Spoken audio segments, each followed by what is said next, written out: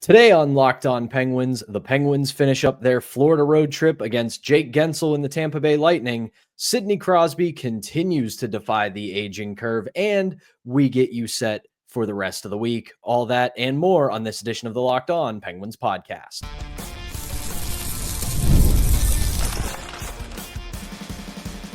You're Locked On Penguins, your daily podcast on the Pittsburgh Penguins, part of the Locked On Podcast Network. Your team every day. Hello and welcome back to another edition of the Locked On Penguins podcast. I'm one of your hosts, Patrick Damp. You can follow me across all social media platforms at synonym for wet. Joined as always by my co-host, the one and only Hunter Hodes. You can follow him on Twitter at Hunter Hodes. You can give our show's Twitter account a follow at LO_Penguins. And of course, as always, we appreciate you making us part of your daily routine. Don't forget that we are free and available wherever you get your podcasts, as well as YouTube and the Roku channel. Plus, if you follow us on YouTube, don't forget to hit that notification button. That way you can be among the first to know when we drop our daily Monday through Friday episodes. Before we get started today's episode is brought to you by Game Time. Download the app, create an account, and use code LOCKEDONNHL for $20 off your first purchase.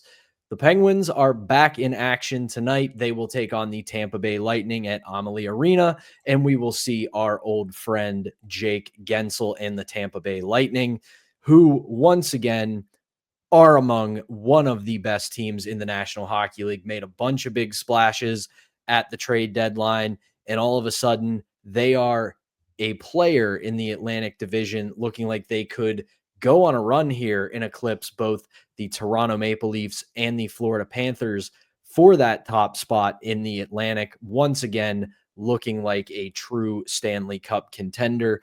But let's start, Hunter, with our good friend who continues to just obliterate the narrative that he was nothing but a product of Sidney Crosby, and that is Jake Guentzel. Another phenomenal year for the kid. He's got 34 goals, 33 assists, and 67 points in 69 games. He continues to just show that he is one of the best American goal scorers of the modern era and is just a force no matter where he goes. Of course, you've got the big names, as always, on Tampa Bay, just doing what they do. Nikita Kucherov, 98 points in 66 games, 30 goals, 68 assists. Brandon Hagel, another good year for him, 32 goals, 45 assists, 77 points. And the man himself, Braden Point, with a good slash line of 34 goals, 34 assists, and 68 points. So this is a Tampa Bay team that realized going into the deadline that they were pretty top heavy. They pretty much had those four names, Kucherov, Hagel, Point, and Guentzel, needed to get some help elsewhere. So they go out and get a few good names to help them out. And what do you know? Once again, they are among the best in the league. And of course, we would be remiss if we did not mention the man in the net, Andrei Vasilevskiy, 33 wins this year and a .920 save percentage. He is among the best goalies in the world right now. So this is going to be a very formidable task for the Penguins on Tuesday night in Tampa Bay. But no matter how good the Tampa Bay Lightning are, no matter where the Pittsburgh Penguins are, including this season, the Penguins always seem to play the Lightning very tough. So Hunter, you look at tonight's game, you look at how stacked this Tampa Bay team is, mix it with how well the Penguins have been playing for the past couple of weeks, and this should be a pretty good game. It's going to be a fun game. The Penguins have lost both meetings to the Lightning this year, though the Penguins have played them pretty tough, I would say, in both games. They've had winning chances in both of them, but just weren't able to come out on the right side. In recent years, though, you're right. Like, usually the Penguins, Pat, they play the Lightning tougher than some of the other teams in the conference. Say, for example, Boston. They've struggled a bit more against the Bruins in recent years, especially in Boston. But, you know, these last several years now, like they played Tampa really well. I mean, I have the numbers in front of me here for just recent history, the Penguins are 6-2-1 in their last 9 against Tampa. Also, they are 7-3-1 in their last 11 against Tampa. Again, people, I know they've lost the 2 meetings this year against the Lightning, but at least these last few seasons, they are always up to play the Lightning. The Penguins have also won 4 of their last 5 games at Amalie Arena, dating back to October of 2021. So this is a building that they've had a lot of success in over the last few years. But this is going to be one of the tougher challenges down the stretch, especially with how Tampa Bay is playing right now. You look at the standings, they are in a dogfight for the top spot in the Atlantic. Florida's at 89 points, Toronto's at 87, Tampa's at 85. Tampa, they won 5 of the last 10. They've lost a couple in a row, but they're still playing better hockey as a whole this year when you compare it to last year. Because last year, I was like, yeah, they're good, but it felt like they were running out of steam a bit. Like it felt like they were a step below some of the other top contenders in the Eastern Conference. This year, I think they're one of the 2 to 3 best teams in this conference. It's them, Florida, and Washington when they're fully healthy. And as I've said on the show a lot over the last few weeks, Washington is probably only going to have to face one of them in the conference final because Tampa and Florida are going to beat the hell out of each other either in the first or second round of the Stanley Cup playoffs. I like that you brought up Vasilevsky. Had a bit of a down year last year, only a .900 save percentage. This year, you said it, .920. He's also top 10 in goals saved above expected. He's 6th overall, 18.7 with goals saved above expected. This is prime Andrei Vasilevsky. He is fully back after a bit of a down year last year. And when he's playing like this, good luck beating him 4 out of 7 times in a playoff series. And you also said it when it came to Tampa's forward group. We saw them twice before they made their big moves at the deadline where general manager Julian Brisbaugh does not care about picks. Literally, he's the meme. F them picks. I'm not allowed to say that word on the podcast, of course, because we're PG on here. But you all know you're catching my drift with what that means. But he gets Yanni Gourde, he gets Bjorkstrand, he plugs them in on the third line. And look at that top 9 now, man. They have that super line up top with Point, Kucherov, and Guentzel. They have Hagel and Sorelli on their second line with Nick Paul, who's also having a good year. And then you can put Bjorkstrand and Yanni Gourde on your third line. That is a formidable top 9 that can go against anyone in the Eastern Conference. Yeah, their fourth line's not much to write home about, with Luke Glendening and Darren Radish and all that. But still, their top 9 looks so much better right now compared to what it did. Defensively, I still think they're not as deep as I would like them to be. Hedman is still good. I like Moser. McDonough is having another good year. But I don't think it's going to matter as much just because their forward group has been so good this year, especially up front and now that third line. For the Penguins to win this game, it all starts with that disgusting top line, as I've said. Jake Guentzel is having another amazing year. He was great at the Four Nations face-off. More people finally got to see, Pat, what we were seeing for a long time in Pittsburgh. And that's like, yeah, he can play with anyone. It doesn't matter. He'll still produce. He's that good of a player. Nikita Kucherov, he is he's insane. That's the only word I can describe him. He is insane. He's that good. Braden Point, one of the best clutch players, not just in the Eastern Conference, but in the entire NHL. He's going to be great when the playoffs come around. I'm curious to see what Mike Sullivan does against that line. Does he go with the Karlsson pairing or does he go with the Letang pairing? Honestly, I think he might have to go with the Karlsson pairing, if you ask me. With how Letang has played this year, I think you'd probably be better off going with the Karlsson-Timmins pairing, which is what it looks like they're going to do tonight based on what we saw at the morning skate. But that's the big test for tonight. And then with Vasilevsky, it's like any of these great goalies that they've gone up against, especially some, I'll use Shesterkin as an example. Got to get traffic, got to get bodies in front of him. His movement is so superb that if you're not getting traffic in front of them, it'll take a perfect shot to beat him.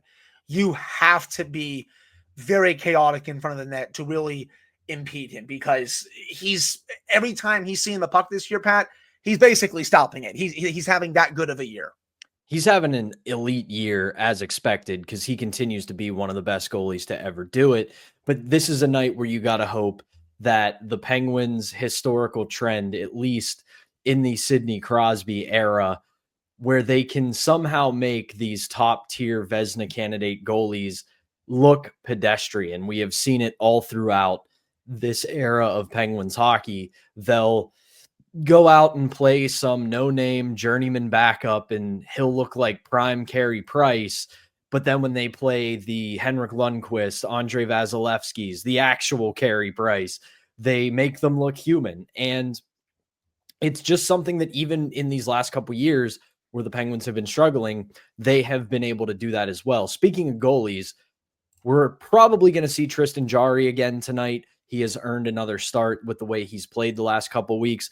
And for Jarry, he likes playing the Tampa Bay Lightning. Yep. Historically very good against them. 6-4-1 record in 10 games, 2.54 GAA, and a .920 save percentage. So he has been pretty good against the Lightning. He also, you may recall, at one point scored a goal against the Tampa Bay Lightning. So this is a team that Jarry historically is pretty good against, regardless of who they've got in their lineup. And you look at his body of work since returning from Wilkes-Barre, and he looks like, at least for now, I don't want to speak in future terms or say roll out the mission accomplished banner, but for now, he looks like he has figured it out. And if I'm Mike Sullivan, you continue to play him until it looks like he hasn't figured it out. And this will be a huge test for him, a huge test for the Penguins. So you might as well put him in the net,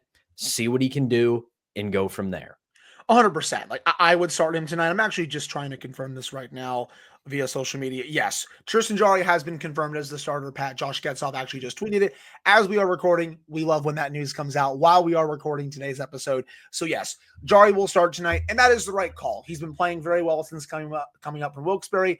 What this means for his long-term future with the franchise, I'm still not really sure. Like, I still don't think they can trust him long-term, but you still have to keep playing him down the stretch here to see, at the very least, if he can rebuild some of that value that he had in the past. So again, maybe, just maybe, in the slightest chance, you could potentially deal him over the offseason to a team that may need a fresh start and go. And also you would give him a fresh start as well, because again, like, to me, I don't know, man. I just don't think they're going to trust him long-term, but as of right now, you still got to play him, and this is the right move for the Penguins.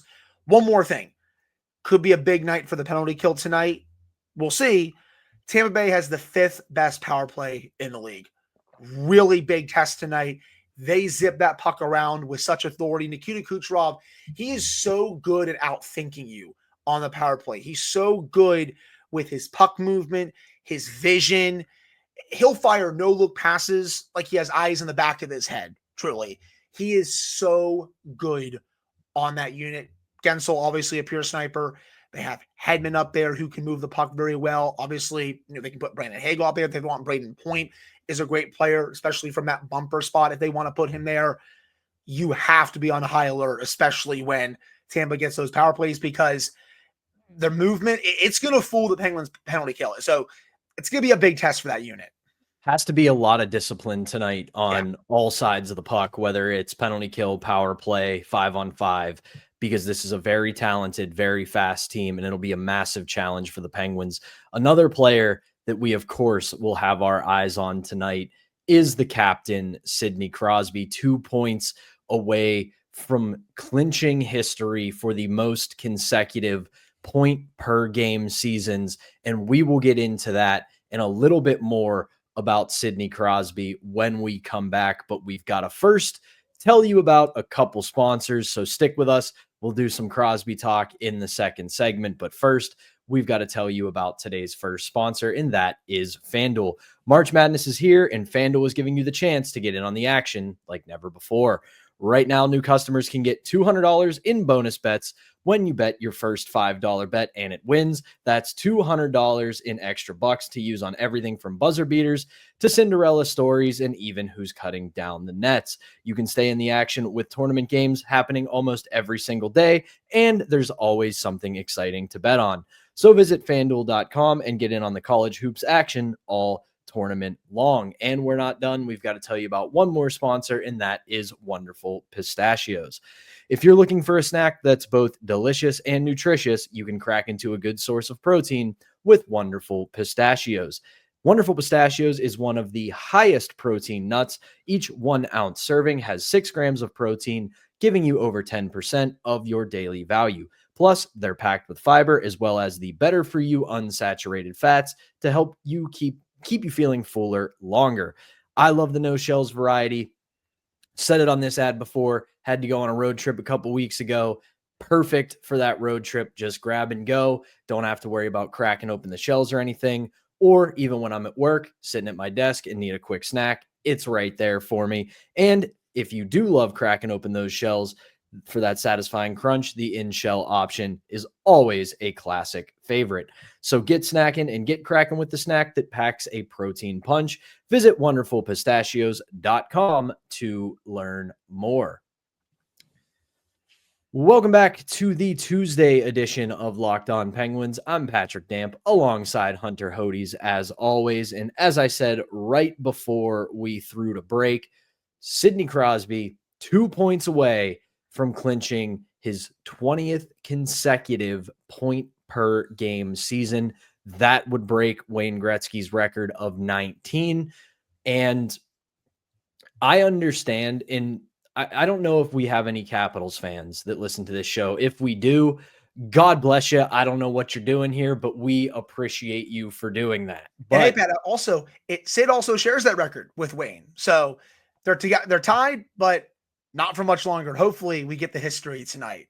But I don't want to sound like I am denigrating Ovechkin's chase of the goals record. I will put 10 toes in the ground right now and say that I think it's probably a little bit more impressive what Sidney Crosby is about to do, just because, listen, the goals record, it's a sexy one, and it's not by a lot. It's not like I'm saying like Crosby's all the way up here, screw you, Ovi, you're all the way down here. It's like there's that much room between them. But it's a level of consistency that I think needs to be appreciated, because we're talking about a league that we have seen chew up and spit out elite talent after 6, 7, 8 years. You can just name guys. You can do the meme of dudes will just sit around and name old players and be happy, of guys who had hot runs for 5, 6, 7 years and then were never heard from again. Sidney Crosby is going to produce at a point per game pace for 20 straight years. That's absolutely insane. Again, I'm not denigrating what Alex Ovechkin is doing. Breaking a once thought untouchable goals record, unbelievable.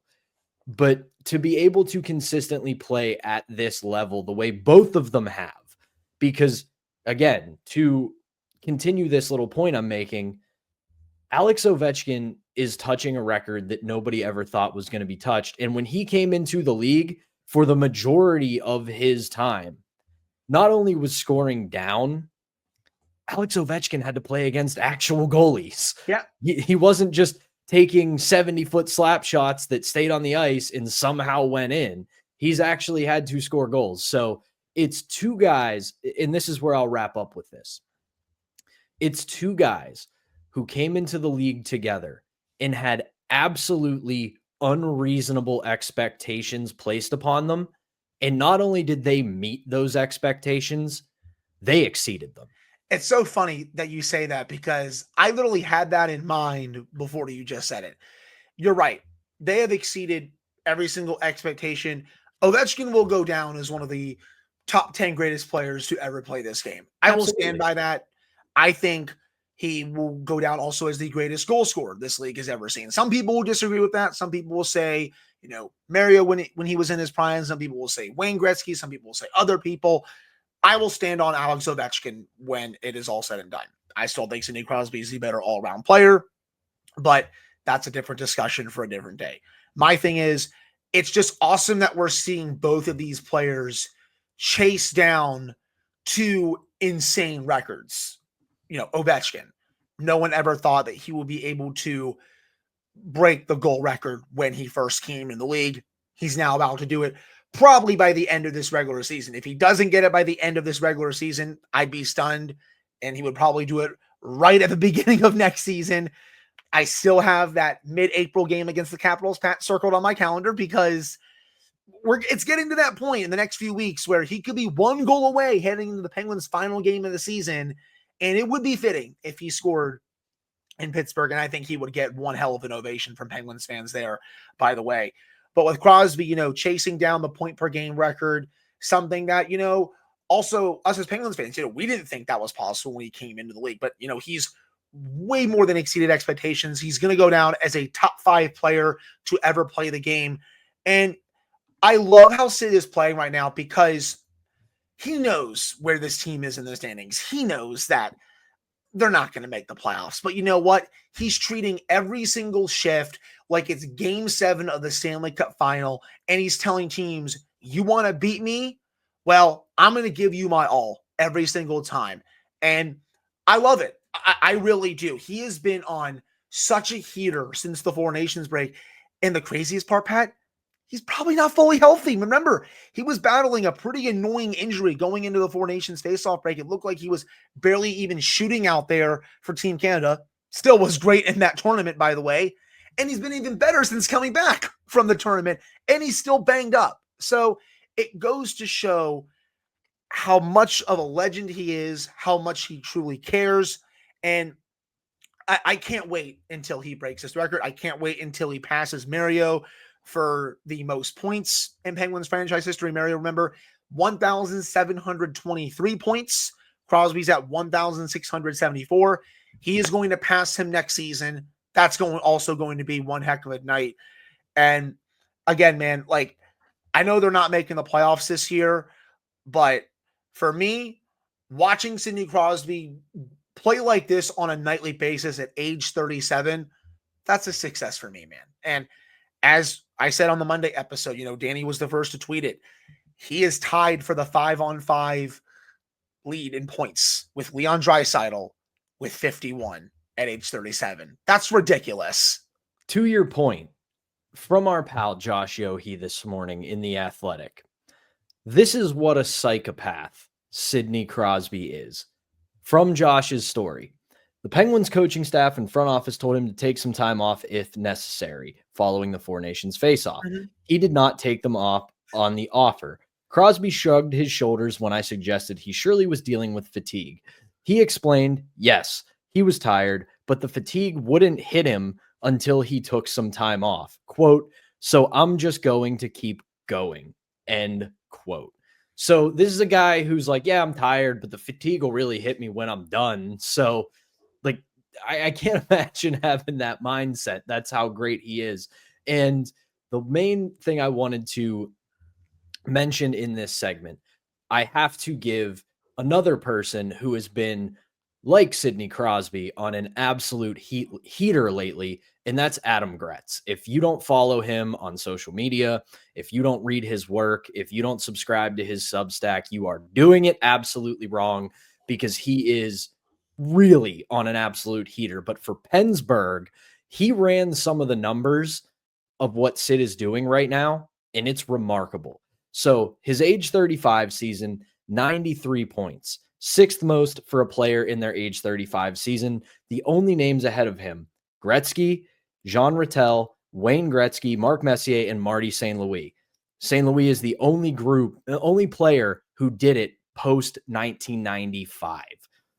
Age 36, 94 points. 2nd most ever for a player in their age 36 season. Only player with more, Wayne Gretzky at 97 in 96-97. This year, 78. That already is good enough for 9th most at a player at age 37. On pace once again to get 90 plus. He would be just the 5th player to ever do that. And on that list, Joe Sakic, Johnny Buck, Mario Lemieux, and Wayne Gretzky. So he needs 12 points in 10 games to get 90 points this year. With the way he's playing right now, buddy, I like his chances. I think he's going to hit 90. I would be genuinely stunned if he didn't because of the way he's playing. But again, shout out to Gretz, who is just doing phenomenal work on a heater, just like Sidney Crosby. He's awesome. But again, the main thing that you have to look at from this is that, does all this stuff continue the discussion of, is he one of the best players to ever do it? Of course. But along with that, he's just making an absolute mockery of the aging curve, because we have all been saying it with gritted teeth and a little bit scared of, oh, that fall off is coming, that he's going to hit that wall. And he just laughs in our face and keeps on going. It almost is kind of like LeBron with how he's aged, Pat. And also, some people may not like it. It's kind of like Brady in a way. Like those are the two comparisons that come to mind right away for me with this. Yeah, it's to make the LeBron comparison, similar type of deal. Guy who comes into a league with absolutely unrealistic expectation and not only meets them, but completely and totally exceeds them. And it speaks to just how generational of a player he is, how lucky we have been to get to watch him all these years and for the next couple. And who knows how much longer he'll go. I know the reporting is he wants to play till he's 40, but knowing the pace that he has continued at these last couple years, wouldn't be shocked to see him play past age 40. But that is going to do it for our second segment. When we come back, there will be other games to be played this week, but we are going to continue to keep an eye on Sidney Crosby and his chase for history. But before we come back, we've got to tell you about our last sponsor, and that is Game Time. There is nothing like watching basketball live, the energy of the crowd, the sound of the sneakers on the hardwood, and maybe even a celebrity sighting at courtside. And if you want to catch a game in person, Game Time makes getting tickets even easier.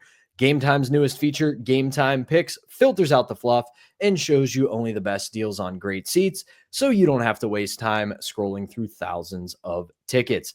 I'm a huge fan of Game Time. I love the super deals that you can see from time to time. Game Time Picks, that aforementioned feature, it highlights the super deals, which gives you the best bang for your buck. So take the guesswork out of buying tickets with Game Time Picks. Download the Game Time app, create an account, and use code LOCKEDONNHL for $20 off your first purchase. Terms apply. Again, create an account and redeem code LOCKEDONNHL for $20 off. Download Game Time today. What time is it? It's game time. All right, welcome back to the Tuesday edition of Locked On Penguins. I'm Patrick Damp alongside Hunter Hodes. And yes, the Penguins will play the Tampa Bay Lightning tonight in what should be a fantastic matchup down there in Florida. But there will be two other games to be played this week. Bit of a slower week per se for the Penguins as they close out the month of March. They've got the Buffalo Sabres in Buffalo on Thursday. Then they'll get a couple of days off, return home, and have a Sunday afternoon-ish game against the Ottawa Senators at 5 o'clock. And kind of a tale of two games for the Penguins the rest of the week. Obviously, the Buffalo Sabres, they are in the basement of the Eastern Conference, 62 points. Again, really struggling to get out of the starting blocks on their rebuild once again. And then there's the surprise a little bit of the Ottawa Senators, who, while they really don't have much of a threat to get into the top three of the Atlantic Division, they currently, as we record this on Tuesday afternoon, hold the first wild card spot in the East with 79 points ahead of the Montreal Canadiens. They have finally looked like they have taken that next step in their rebuild. And what do you know? Who's one of the main drivers behind it, but one of the Tkachuk brothers, Brady Tkachuk, just looking like an absolute menace. But this is what we have wanted to see from the Senators the last couple of years. They've finally taken that step. Then there's Buffalo. So you look at these two games and you figure you got to beat Buffalo just because that is a woeful team that just cannot figure it out. And then Sunday, you're going to be locked in a battle because this is a team that's fighting to hold on to a pretty heavily contested playoff spot. No, 100%. The Buffalo game, the Penguins have beaten the Sabres both times this year. You got to win that game when you look at the standings. Obviously, Buffalo 28, 35, and 6. Last in the Eastern Conference, 62 points. They're 7 points behind the Penguins. They are on a fast track to get one of the top four players in the draft, whether it's Misa, Schaefer, Martin, or Higgins. And obviously, it's going to be a big help for the Sabres. Hopefully, if they can ever figure this thing out. Tage Thompson, he's having another incredible year. Should have been on Team USA at the Four Nations face-off, but you know what, whatever. Hopefully he'll be on the Olympic team next year. He's always a threat every time he's out there. Rasmus Dahlin, when healthy, he is still one of the best defensemen on the planet. Still want to see a little bit more from Owen Power, but I still think he's coming into his own a bit. They made the Dylan Cousins trade, of course, but still, even though Buffalo is not good this year, they still have quite a bit of high-end talent on this team, so the Penguins will have to be careful with that. Ottawa, I said heading into the season, if they did not make the playoffs this year, would not be surprised if they traded Brady Tkachuk. Might have been a hot take to some, but like it was now or never, considering how much talent they have. They've been kind of flirting with the playoffs these last couple of years. This year, though, Pat, it looks like they're finally going to break that drought and get in. As of right now, 37, 27, and 5, good for 79 points in this innings. That are in the first wild card spot right now. If the playoffs were to start today, they would take on the Florida Panthers. And by the way, that would be an awesome series. The Tkachuk brothers going against each other. Just a bunch of rats facing off. Ottawa is, I know Florida is the king of rats in the Eastern Conference. Ottawa's right behind them with the way the Senators play here, people. And you look in recent games here, Pat, the Penguins have lost 6 in a row against the Senators. Also, 7 of their last 8. They have not beaten the Senators since they beat them 4-1 on January of 2023. It's been that long. Like it's been a while. They've been bad against Ottawa these last few seasons. So this will be once again another big test for them, because the 2 games this season, I liked how they played in the first one. Didn't get the luck in overtime. Second one, though, that was one of their worst losses of the season. That was a big game standings-wise, because the Penguins had, to their credit, they had climbed back into it a little bit at the time before they went on a pretty big slide after that. And it was such a big game, and then they got absolutely destroyed in January, 5-0. Like they got obliterated in that game. Again, they lost 3-2 in December of, last year, but still it was this season. It was an overtime game. But that game after in Pittsburgh, they played like absolute crap. So again, man, they got to be on high alert for that one with how Ottawa's playing right now, man. Ottawa's been great lately, and Linus Ullmark, when healthy, he's been damn good. It was a little bit of a slow start, but once he found his footing, he showed that, those years in Boston, they weren't a fluke at all. Absolutely. And we'll obviously do a full preview on this on our Friday edition to get you ready for that for the Sunday game.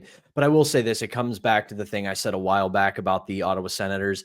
They finally picked a direction and ran with it. For a while, they couldn't figure out who they wanted to be. Did they want to be like Florida, where they're a talented team that plays a ratty style? Do they want to be a finesse team? Do they want to be a defensive team? They picked a direction, they went with it, and what do you know? They're right there in the mix. So you absolutely love to see that for Ottawa, a team that you can have your takes about, but considering how poor their previous ownership was and how loyal that fan base has been throughout it, you love to see fan bases like that finally get rewarded for their loyalty. But that'll do it for our Tuesday edition of Locked On Penguins. Hunter and I will be back with a brand new episode for you on Wednesday, recapping this game that we've got tonight against the Tampa Bay Lightning and breaking down any other news, hopefully talking about a brand new Sidney Crosby record. But for now, I'm Patrick Damp. That's Hunter Hodes. Thank you as always for tuning in, and we will be back on Wednesday.